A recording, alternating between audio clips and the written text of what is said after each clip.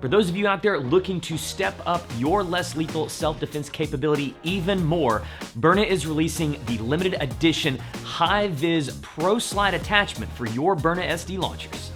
The new Pro Slide features HiViz's patented lightwave system that combines tritium with light pipe technology, making it the ultimate sighting system for quick target acquisition in any lighting condition, even in complete darkness.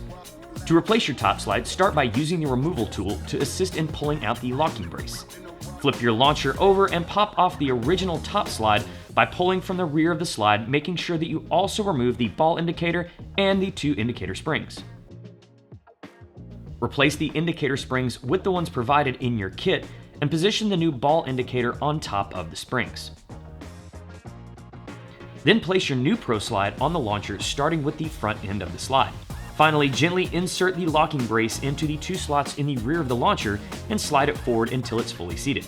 If you are having trouble seating the locking brace, use the provided lubricant to assist. The new HiViZ Pro Slide will be sure to make your Byrna SD even more capable and will undoubtedly increase your confidence so that if the time comes, you are prepared to defend.